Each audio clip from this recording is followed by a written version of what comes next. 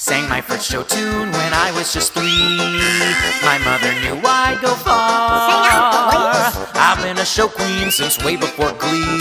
Now I'm a Broadway star. Well, not exactly, but my friend has a friend who knows Idina Menzel. Well, you know, I mean, sort of. So things are happening, you'll see. But till my ship comes in, I've got a lot to tell you. Let's start chewing the scenery with welcome to Chewing the Scenery with me. Turn off your cell phones.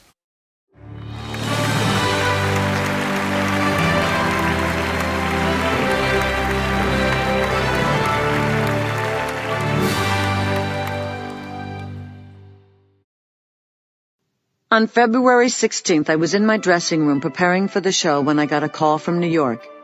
It was my agent with the news. Liz Smith's column bore the headline, "It's Glenn as Norma." "It isn't even a bet. It's a fact," she wrote. "Glenn Close will begin rehearsals as Norma Desmond in New York on August 1st. I got fired in Liz Smith's column. I didn't take it well. Andrew Lloyd Webber continued to be an unmitigated coward. He didn't have the balls to tell me in person. When the news broke, he sent flowers, but no apology. Then he sent 2 of the most delusional letters I've ever read, and which I actually tossed in the garbage, then pulled out and saved. I wanted to reprint them here, but though the letters were sent to me, incredibly, I don't have the legal right to reproduce them without approval from Andrew Lloyd Webber. So without reprinting them, I can still give you the gist. On February 17th, 1994, he wrote to say how sorry he was that he couldn't give me the news personally because he was on his estate in Sydmonton. He assured me that he was as upset about the situation as I was. He claimed to have put everything he had into his efforts to get me to Broadway as Norma, and that the bad U.S. reviews of the London production had almost killed any chance of mounting the show in New York. According to Andrew, he was not the one making the decisions.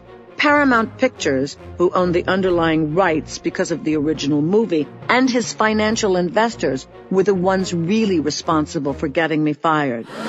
He expressed his sympathy that I was unhappy and suggested that I do my best to end my London run in triumph, ending with, "Much love, Andrew." His February 28th letter, in which he wrote to say he'd had a brain wave on my behalf, was even more delusional. After fretting that our sorry situation was making the really useful creative team look bad, he put forward his modest proposal. Wouldn't it be fabulous, he suggested, if I took over for Glenn Close in the Los Angeles production when she went to open as Norma on Broadway? He dismissed the snide piece about my performance in The Hollywood Reporter because it was, after all, just a trade paper, and declared that it would be a real career move and a coup for me. He suggested that we meet over lunch in a quiet location to discuss the proposal after I had digested the idea. In a few days he would call me, or I should call him, and this time he ended the letter with, "All my love, Andrew." After letting me get fired in a gossip column, he was asking me to replace the actor to whom he had given my role.